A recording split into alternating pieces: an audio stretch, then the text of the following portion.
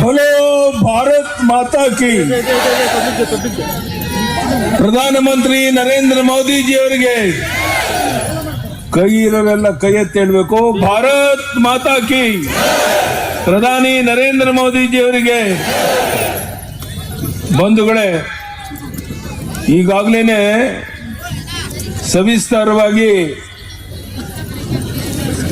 ನಮ್ಮ ಕೇಂದ್ರದ ಸಚಿವರು ಉಳಿದೆಲ್ಲ ಮುಖಂಡರುಗಳು ಮಾತನಾಡಿದ್ದಾರೆ. ಭರತ್ ಬೊಮ್ಮಾಯಿ ಅವರು ಕನಿಷ್ಠ 50,000ಕ್ಕೂ ಹೆಚ್ಚಿನ ಒಂದು ಅಂತರದಲ್ಲಿ ಗೆಲ್ಲದೆ ಇದ್ದಿದ್ರೆ ನನ್ನ ಹೆಸರು ಯಡಿಯೂರಪ್ಪ ಅಂತ ನೀವು ಕರಿಬೇಡಿ. ನಾನು ಸವಾಲಾಗ್ತೇನೆ ಈ ರಾಜ್ಯದ ಮುಖ್ಯಮಂತ್ರಿಗೆ. ಇಲ್ಲಿ ಓಡಾಡ್ತಿದ್ರಲ್ಲ, ಈಗಾಗಲೇ ಭರತ್ ಬೊಮ್ಮಾಯಿ ಅವರು ಗೆದ್ದಾಗಿದೆ. 50,000ಕ್ಕೂ ಹೆಚ್ಚಿನ ಅಂತರದಲ್ಲಿ ಗೆಲ್ತಾರೆ ಅನ್ನೋ ವಿಶ್ವಾಸ ಇಲ್ಲಿ ಸೇರಿರುವಂತ ಜನಸ್ತೋಮ ನೋಡಿದಾಗ ಅರ್ಥ ಆಗುತ್ತೆ.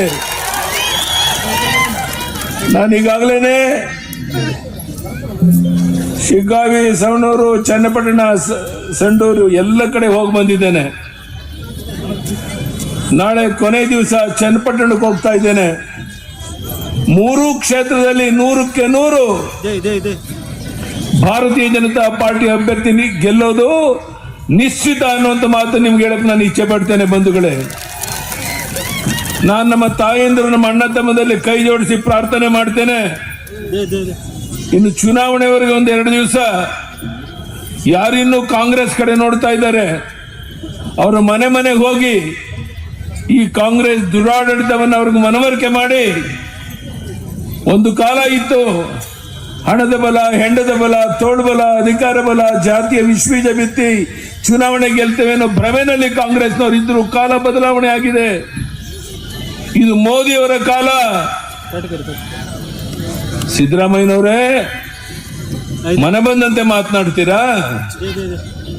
ನಾನಿವತ್ತು ನಿಮ್ಗೆ ಸವಾಲಾಗ್ತೇನೆ. ಈ 3 ಕ್ಷೇತ್ರದಲ್ಲಿ ಗೆದ್ದೇ ಗೆಲ್ತೇವೆ ಅನ್ನೋದ ಒಂದು ಕ್ಷೇತ್ರದ ಹೆಸರುಗಳಿ ನೋಡೋಣ. ನೀವು ಚುನಾವಣೆ ಆದ್ಮೇಲೆ ನಿಮ್ ಬಣ್ಣ ಬಯಲಾಗುತ್ತೆ. ನಮ್ಮ ತಾಯಂದಿರು ಇಷ್ಟು ದೊಡ್ಡ ಪ್ರಮಾಣದಲ್ಲಿ ಕುಂತಿದ್ದೀರಾ. ದೇಶದಲ್ಲಿ ಮೊದಲ ಬಾರಿಗೆ ಭಾಗ್ಯಲಕ್ಷ್ಮಿ ಯೋಜನೆ ತಂದದ್ದು ನಿಮ್ಮ ಯಡಿಯೂರಪ್ಪ. 18 ವರ್ಷ ಆದಾಗ ಲಕ್ಷಾಂತರ ರೂಪಾಯಿ ಹಣ ಸಿಗುವಂತೆ ಮಾಡಿದಂತ ನಿಮ್ಮ ಯಡಿಯೂರಪ್ಪ ಈಗ ಮೆಚ್ಯೂರಿಟಿ ಆಗಿದ್ರೆ ಈ ಪಾಪರ್ ಸರ್ಕಾರ, ಈ ದಿವಾಳಿ ಸರ್ಕಾರ ಇನ್ನು ದುಡ್ಡು ಕೊಡ್ತಾ ಇಲ್ಲ.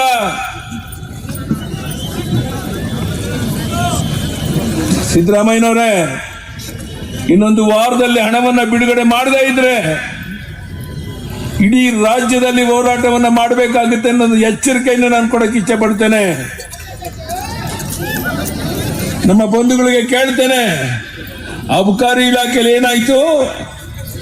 ನಾನು ಹೇಳ್ತಾ ಇಲ್ಲ, ಅಬಕಾರಿ ಇಲಾಖೆ ಅಧಿಕಾರಿಗಳು ಹೇಳ್ತಾ ಇದ್ದಾರೆ ಲೂಟಿ ಹಗಲು ದರೋಡೆ ನಡೀತಾ ಇದೆ, ನಾವು ಕೆಲಸ ಮಾಡಕ್ ಆಗೋದಿಲ್ಲ ಅನ್ನೋಂಥ ಮಾತನ್ನ ಅಲ್ಲಿ ಅಧಿಕಾರಿಗಳೇ ಹೇಳ್ತಾ ಇದ್ದಾರೆ. ಸಿದ್ದರಾಮಯ್ಯನವರೇ, ನಾಚಿಕೆ ಆಗೋದಿಲ್ಲ ನಿಮಗೆ?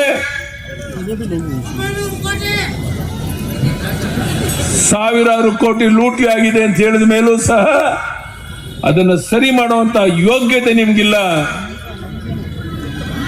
ಯಾವುದೋ ಭ್ರಮೆನಲ್ಲಿ ನೀವಿದ್ದೀರಾ.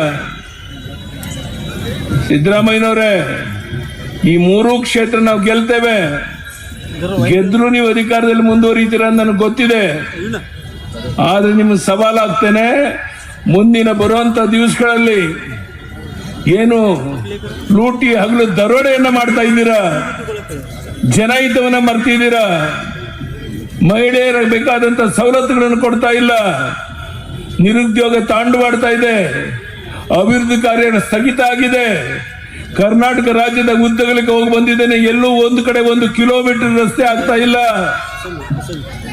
ಗುಂಡಿ ಬಿದ್ದ ರಸ್ತೆ ಅಂದ್ರೆ ನಿಮ್ ಸರ್ಕಾರ ದಿವಾಳಿ ಆಗಿದೆ ಅಂತ ಈಗಲಾದ್ರೂ ಒಪ್ಕೊಳ್ಳಿ. ಸಿದ್ದರಾಮಯ್ಯನವರೇ, ಹಣ ಕೊಟ್ಟಂತ ತೆರಿಗೆ ಹಣ ಎಲ್ಲೋಗ್ತಾ ಇದೆ? ಒಂದು ರೀತಿ ಲೂಟಿ ಹಗಲು ದರೋಡೆ ಮಾಡ್ತಿರುವಂತ ನಿಮ್ ಸರ್ಕಾರಕ್ಕೆ ಇಲ್ಲಿರುವಂತಹ ಜನಸ್ತೋಮನೆ ಉತ್ತರ ಕೊಡ್ತಾ ಇದೆ. ನೀವು ಇಲ್ಲಿಗೆ ಯಾಕೆ ಬಂದಿದ್ದೀರಾ ಸ್ವಾಮಿ? ನಿಮ್ಮ ಅಭ್ಯರ್ಥಿ ಠೇವಣಿ ಕಳ್ಕೊಳ್ಳೋರು ಇದ್ದಾರೆ, ಇಲ್ಲಿ ಬಂದು ಏನ್ ಮಾಡೋರಿದ್ದೀರಾ ನೀವು? ಬಂಧುಗಳೇ, ನಾನು ಮತ್ತೊಮ್ಮೆ ನಿಮ್ಮಲ್ಲಿ ಕೈ ಜೋಡಿಸಿ ಪ್ರಾರ್ಥನೆ ಮಾಡ್ತೇನೆ. ಈ ಬಾರಿ ಈ ಚುನಾವಣೆ ಭರತ್ ಬೊಮ್ಮಾಯಿ 50,000ಕ್ಕೂ ಹೆಚ್ಚಿನ ಅಂತರದಲ್ಲಿ ಗೆಲ್ಲಬೇಕು. ಒಂದು ಓಟು ಕಡಿಮೆ ಆದ್ರೂ ಅದನ್ನ ಸೋಲು ಅಂತ ನಾನು ಭಾವಿಸ್ತೇನೆ.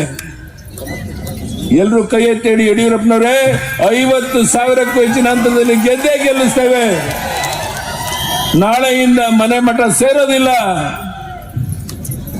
ಪ್ರತಿಯೊಂದು ಮನೆ ಹೋಗಿ ಇನ್ನು ಯಾರೋ ಭ್ರಮೆನಲ್ಲಿ ಕಾಂಗ್ರೆಸ್ ಕಡೆ ನೋಡ್ತಾ ಇದ್ದಾರೆ ಅವ್ರನ್ನ ಮನವರಿಕೆ ಮಾಡಿ ಭರತ್ ಬೊಮ್ಮಾಯಿ ಅವರನ್ನ 50,000ಕ್ಕೂ ಹೆಚ್ಚಿನ ಅಂತರದಲ್ಲಿ ಗೆಲ್ಲಿಸ್ತೇವೆ. ಈ ಪಣವನ್ನ ತೊಟ್ಟು ಇಲ್ಲಿಂದ ಹೋಗ್ಬೇಕಾಗಿದೆ. ಪೊಲೀಸ್ನವರು ನಮಗೆ ಕೊಟ್ಟಿರುವಂತಹ ಸಮಯ ಮುಗಿತಾ ಇದೆ.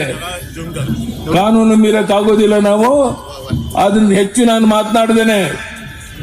ನಾನು ನಿರೀಕ್ಷೆ ಮಾಡಿರಲಿಲ್ಲ ಇಷ್ಟು ದೊಡ್ಡ ಪ್ರಮಾಣದಲ್ಲಿ ನಮ್ಮ ತಾಯಿಯಂದರು ನಮ್ಮ ಅಣ್ಣ ತಮ್ಮಂದಿರು ಸೇರ್ತೀರಾ ಅಂತ ಹೇಳಿ. ನಿಮ್ಮೆಲ್ಲರ ಆಶೀರ್ವಾದ ಭರತ್ ಬೊಮ್ಮಾಯಿ ಮೇಲೆ ಇರಬೇಕು, ಬಿಜೆಪಿ ಮೇಲೆ ಇರಬೇಕು. ಕಮಲದ ಹೂವಿನ ಗುರುತು ಪ್ರಧಾನಿ ನರೇಂದ್ರ ಮೋದಿಯವರ ಗುರುತು. ಆ ಗುರುತಿಗೆ ಓಟ್ ಹಾಕೋದ್ರ ಮೂಲಕ ಭರತ್ ಬೊಮ್ಮಾಯಿಯನ್ನು 50,000ಕ್ಕೂ ಹೆಚ್ಚಿನ ಆಯ್ಕೆ ಮಾಡಿ ಕಳಿಸ್ಕೊಡ್ಬೇಕು ಅಂತ ಕೈ ಜೋಡಿಸಿ ಪ್ರಾರ್ಥನೆ ಮಾಡಿ ನಿಮ್ಮೆಲ್ಲರೂ ಒಂದು ಸಿ ಪಾಟೀಲ್ ರೇ, ರಾಜು ಗೌಡ್ರೆ ಮತ್ತು ವಿಪಕ್ಷ ವೇದಿಕೆ ಮೇಲಿರುವಂತಹ